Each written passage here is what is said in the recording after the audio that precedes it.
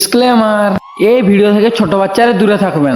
এটা কেউ বাড়িতে ট্রাই করবেন না, এটা এডুকেশনাল পারপাসদের জন্য। আমাদের কাজই হচ্ছে এরকম ভিডিও করা। আপনারা এই ভিডিওটা দেখে শুধু খালি মজা নিন, বাড়িতে কেউ ট্রাই করবেন না। চলো বন্ধুরা, এখন ভিডিওটা দেখো। সো হ্যালো গাইস, বন্ধুরা কেমন আছেন আপনারা?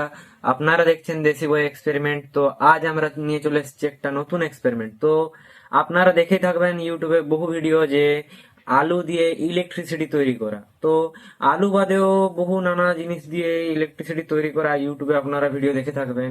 যেমন হচ্ছে কি অ্যালোভেরা থেকে, তা বাদে অনেক কিছুই আছে যারা বলে থাকে যে অনেক কিছু দিয়ে ইলেকট্রিসিটি তৈরি করা হয় এবং সেগুলো দিয়ে মোবাইল চার্জ করেও দেখায়। তো আমরা আজকে ওই জিনিসটাই সত্যি কিনা জানার জন্য আমরা ওই এক্সপেরিমেন্টটা আজকে আপনাদেরকে করে দেখাবো। তো এটা কোনো স্ক্রিপ্টেড ভিডিও হবে না, যা হবে আপনাদের সামনে লাইভ হবে। তো ভিডিওটাতে দেখতে থাকুন যে আলুর সাহায্যে আমরা কিভাবে ইলেকট্রিসিটি তৈরি করে দেখাই। এটি হচ্ছে একটা নর্মাল ব্যাটারির মতন কাজ করবে এবং এর ভোল্টেজ খুবই কম ভোল্টেজে আসবে, তার জন্য এটা তেমন বড় কাজে আসবে না কাজে। তো চলুন দেখা যাক। তো বন্ধুরা, যদি তোমাদের এই ভিডিওটা বিশ্বাস না হয় তাহলে তোমরা নিশ্চয়ই বাড়িতে ট্রাই করতে পারবে। এটা অতটা রিস্কি ভিডিও নয়। তো বন্ধুরা, চলো এখন ধামাকাদার ভিডিওটা। তো এটা অবশ্যই একটা এডুকেশনাল পারপাসের জন্য ভিডিও তৈরি করা। তো সবাই এটি দেখে স্কুল প্রজেক্টও দেখাতে পারেন। তো গাইস চলুন দেখা যাক। আর ভিডিও নতুন হয়ে থাকলে লাইক, কমেন্ট, শেয়ার, সাবস্ক্রাইব সবকিছু করে দিবে। এরকম ভিডিও দেখার জন্য আমাদের চ্যানেল আছে দেশি বই এক্সপেরিমেন্ট, সেই চ্যানেলে সাবস্ক্রাইব করে দেবে। চলো বন্ধুরা, ধামাকাদার এক্সপেরিমেন্টটা দেখা যাক।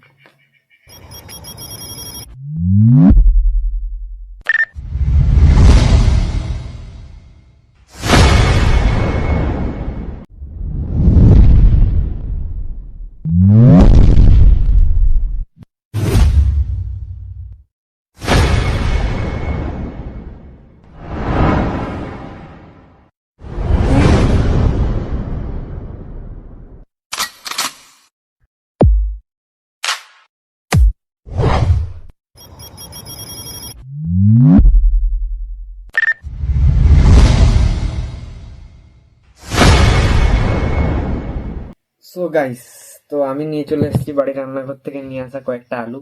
তো আমি আশা করি মা এই ভিডিওটা দেখবে না, তো না হলে কিন্তু মার খেতে হবে। আলু নিয়ে এসেছি যা হোক করে। তো আলু নিয়ে চলে আসা হয়েছে, এই যে দেখতে পাচ্ছেন 3টে আলু। এবং আমাদের ব্যাটারির পজিটিভ আর নেগেটিভ ইউজ করার জন্য আমাদের লাগবে এরকম জিঙ্ক মেটালের কিছু ব্লেড, যেগুলো আমরা ব্যাটারি, পেন্সিল ব্যাটারি বা এভারেডি ব্যাটারি যাই বলে থাকুন না কেন, 1.5 ভোল্টের ব্যাটারিগুলো থেকে আমরা নিয়েছি, যেগুলো একবারই ইউজ করা হয়, দ্বিতীয়বার আর ইউজ করা হয় না। তো এইগুলোর কিছুগুলো আমরা ছোট ছোট পিস তৈরি করে নিয়েছি, আপনারা দেখতেই পাচ্ছেন। আমি ক্যামেরাম্যানকে একটু কাছ থেকে দেখতে বলবো। এই যে দেখতে পাচ্ছেন। আর আমাদের লাগবে এই রকম সাইজের কপার ওয়্যার। এটা যত মোটা নিতে পারেন কোনো সমস্যা নেই, কিন্তু এর থেকে সরু নিলে আমাদের কাজটা তেমন ভালো হবে না। তো পিওর কপার ওয়্যারে নেবেন। এরকম আমাদের নিতে হবে, এইরকম সাইজের, ছোট সাইজের। এখন এই দুটোকে আমাদের সিরিজে কানেক্ট করতে হবে। একদিকে থাকবে আমাদের এই কপার ওয়্যার, আরেকদিকে থাকবে জিঙ্ক ব্লেড। তো এটা পজিটিভের কাজ করবে, এটা নেগেটিভের কাজ করবে, এবং এই 3টে আলুর মধ্যে আমরা সিরিজে কানেক্ট করব। তো এরকম আমরা কয়েকটা বানিয়ে নিয়েছি আলুগুলোর মধ্যে সিরিজে কানেক্ট করার জন্য। তো ক্যামেরাম্যানকে আমি দেখাতে বলবো। এই যে দেখতে পাচ্ছেন, এ পাশে পজিটিভ, এ পাশে নেগেটিভ, এ পাশে নেগেটিভ, এদিকে পজিটিভ, এরকম করে করে নিয়েছি। তো এখন দেখা যাক। প্রথমে একটা আলু নিচ্ছি, একটা আলুর এ পাশে আমরা পজিটিভ দিয়ে দিচ্ছি।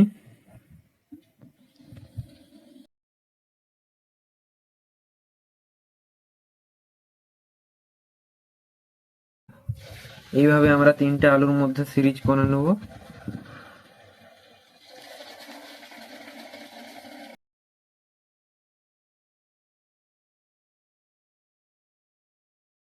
মনে রাখবেন আপনারা যে আমাদের আলুতে একটাই মাত্র নেগেটিভ থাকবে এবং অপর সাইডে পজিটিভ থাকবে।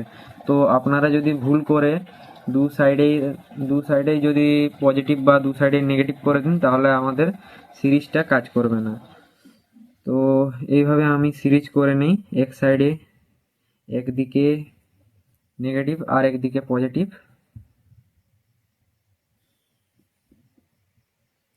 তো এই জিঙ্ক আর কপারের নেগেটিভ পজিটিভ সাইড যত আমরা বড় সাইজের এবং মোটা সাইজের লাগাবো, তো আমাদের ভোল্টেজ ধরার ক্ষমতাটাও তত ভালো হবে।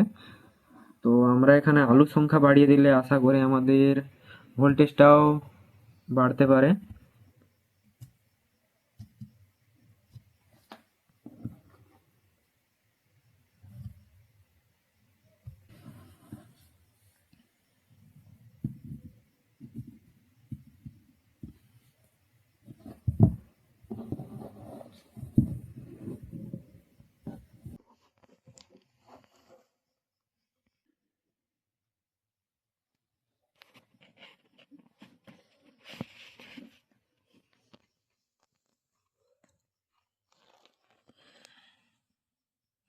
তো বন্ধুরা, আমরা এটি টেস্ট করার জন্য নিয়ে নিয়েছি একটা 2 mm এর এলইডি, রেড কালারের এলইডি। এই কারণেই নিয়েছি যাতে ক্যামেরাতে আমাদের স্পষ্টভাবে আমাদের জিনিসটা কাজ করছে কিনা দেখানোর জন্য।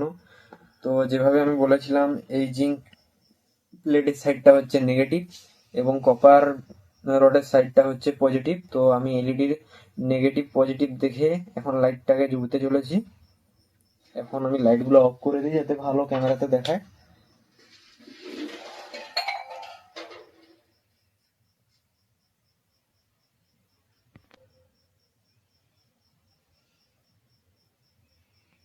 সো গাইস, জ্বলছে। আপনারা ক্যামেরার মধ্যে ঠিকমতো দেখতে পাচ্ছেন কিনা জানি না, আমাদের হ্যালোজেনটা অফ করে দিচ্ছে।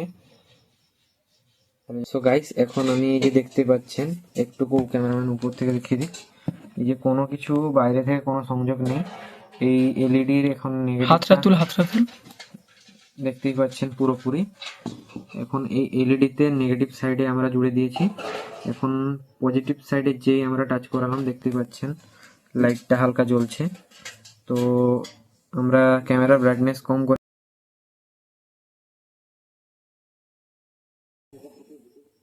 আশা করি ক্যামেরার মধ্যে এখন দেখাচ্ছে। আমরা লাইট অফ করে দিয়েছি। তো লাইট জ্বেলে আপনাদেরকে একবার দেখাবো এবং পাশ থেকে দেখাবো, আর ক্যামেরাম্যানকে বলবো যে ব্রাইটনেস কিছুটা কম করে দিতে। দেখাচ্ছে এখন ব্রাইটনেস বাড়া। সো গাইস, এখন আমরা একটা 5 mm এর এলইডি কেও জ্বালানোর চেষ্টা করব।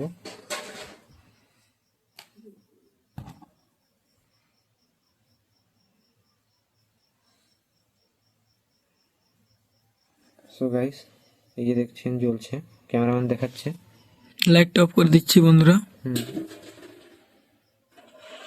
এটা লাল লাইটটা। সো গাইস, আবার আমি আরেকবার লাইট না অফ করে ব্রাইটনেস কম করে দেখানোর চেষ্টা করব। দেখাচ্ছে দেখাচ্ছে জ্বলে সাদা দেখাচ্ছে। এখন জ্বলছে, ব্রাইটনেস কম পাঁচটা জ্বলছে। ফুল ফুল জ্বলছে না।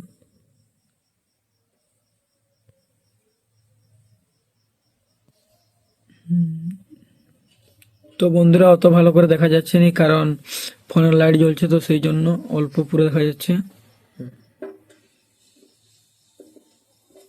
তো গাইস, আপনারা যেভাবে দেখলেন, আমাদের 3টে আলু একটি 2 mm এর লাইটকেও জ্বালানোর জন্য পর্যাপ্ত নয় এবং একটি 5 mm এর এলইডিকেও জ্বালানোর জন্য পর্যাপ্ত নয়। তো এই আমাদের 2 mm এর এলইডিকে আলু ঠিক মতো জ্বালিয়েছে, কিন্তু দীর্ঘ সময় ধরে জ্বালানোর জন্য পর্যাপ্ত নয়, এবং এই 5 mm এর এলইডিকে পুরোপুরিভাবে জ্বালাতে পারেনি। তো এই কারণে আমি বলবো যে এটা খুবই একটি মজাদার এক্সপেরিমেন্ট, কিন্তু এটা কোনো কার্যকারী নয়। কারণ খুব প্রচুর পরিমাণে আলু লাগবে এই সব এলইডি কে জ্বালানোর জন্য এবং দীর্ঘ সময় ধরে জ্বালানোর জন্য। এটি স্কুল প্রজেক্ট বা যে কোনো প্রজেক্টে ইউজ করতে পারেন, এবং এটি একটি এডুকেশনাল পারপাসের ভিডিও। তো ভিডিওটা দেখে আপনারা বুঝতেই পারলেন যে আলু দিয়ে লাইটটা জ্বালানো সম্ভব, কিন্তু কি সব ভিডিওতে দেখতেই পেলেন। তো বেশি কিছু না বলে ভিডিওটা এখানে শেষ করছি। Bye bye.